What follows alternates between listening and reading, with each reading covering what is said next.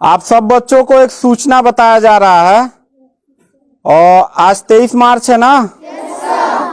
तो भारत सरकार का तुगलकी फरमान जारी हुआ है कि आप सब बच्चों का विद्यालय फिर बंद किया जा रहा है क्योंकि कोरोना बढ़ रहा है। शांत रहिए कि आपका विद्यालय आज से 31 मार्च तक विद्यालय बंद रहेगा, ठीक है।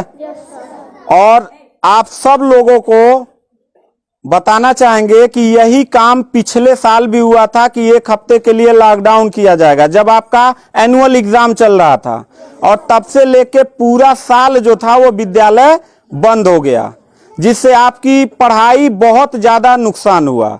और इस साल जब विद्यालय खुला, आपने किताब कॉपी अपना सारा व्यवस्था कर लिया, तब हमारे तुगलकी फरमान जो हमारे सरकार हैं वो अब आदेश कर दिए कि अब फिर जो है कि ये विद्यालय फिर बंद होगा।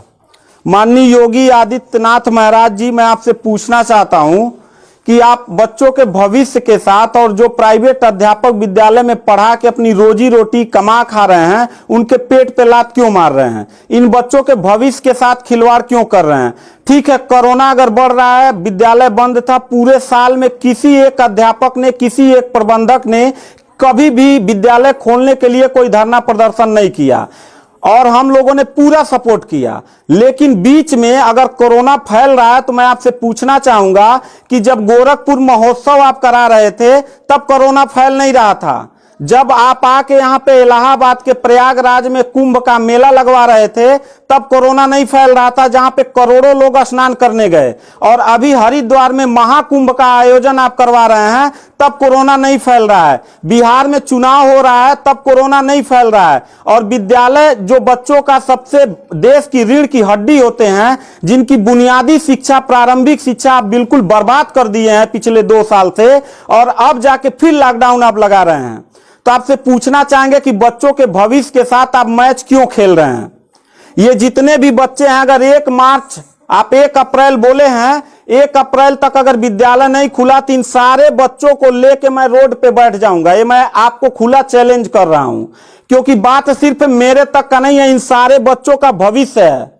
और इन सारे बच्चों का भविष्य आप लोग अंधकार में डाल रहे हैं। आप लोग खुद नहीं चाहते हैं कि देश का बच्चा पढ़े, पढ़ के कुछ लायक बने। आप लोग अपना, जब रैली निकालना रहेगा, चुनाव रहेगा, तो कोरोना आपके पास नहीं रहता है। और जब आपको लगेगा कि आपके विपक्ष में लोग खड़े हो रहे हैं तो आप कोरोना का ड्रामा करा के विद्यालय को सबसे पहले आप बर्बाद कर रहे हैं। आप बताइए, विद्यालय में, आप गोरखपुर जिले में 193 लोगों ने अपने विद्यालय की मान्यता निरस्त करा लिया।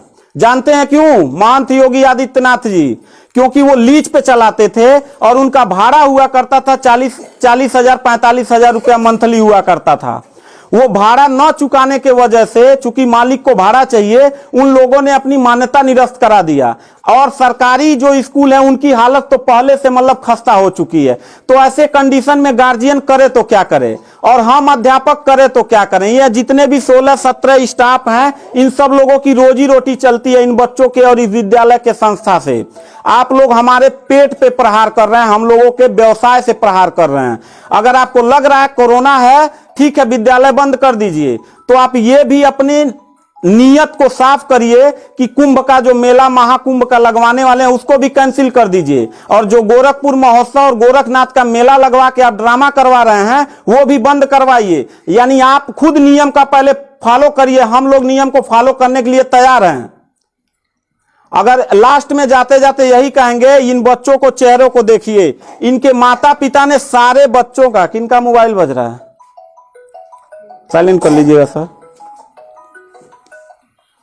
इन सब बच्चों के माता पिता ने, बच्चों कितने लोगों ने आप किताब कॉपी अपना सारा कंप्लीट कर लिए हो? पता है, एक एक बच्चों की किताब कॉपी 2-2 हजार रुपए की आती है। आप फिर लॉकडाउन लगा दिए, इनकी पूरी पढ़ाई बर्बाद हो गई। अब यानी आपने 1 हफ्ते का लगाया है, आपकी नीयत पे तो मुझे 100% विश्वास है ही नहीं है कि आप करोगे क्या। आप पूरे साल पढ़ाई बर्बाद करोगे। हाथ नीचे करिए। अब ये बच्चे करेंगे क्या? किताब लेकिन इनके गार्जियन करेंगे क्या? हम लोगों ने पूरा कोऑपरेट किया सरकार को। जितना दिन लॉकडाउन लगा था उतना दिन का मैंने पूरे सभी विद्यालय के लोगों ने शुल्क माफ कर दिया, क्योंकि गार्जियन के ऊपर कोई लोड न पड़े। हम लोगों ने टीचरों को पेमेंट नहीं किया, क्योंकि हम लोगों ने जब फीस नहीं लिया तो पेमेंट कहां से करें। हम लोगों ने पूरा सरकार का साथ दिया, जितना हो सकता था सब लोगों ने साथ दिया। लेकिन अब इतनी कंडीशन होने के बाद, विद्यालय खुलने के बाद आप लोग विद्यालय बंद कर रहे हैं, ये बहुत ही गलत कर रहे हैं। और आपका पॉलिटिकल जो फंडामेंटल जिस पे आप चल रहे हैं कि जिन नियतों पे आपका बर्बाद होने वाला है, मैं लिख के आपको दे दूंगा कि अगर फिर से 1 अप्रैल के बाद, ठीक है, अगर 1 हफ्ते के रोकने के बाद कोरोना भाग जाता तो मतलब 1 हफ्ता आप बंद कर लीजिए, बिल्कुल हम लोग 1 हफ्ता नहीं पढ़ाई कराएंगे।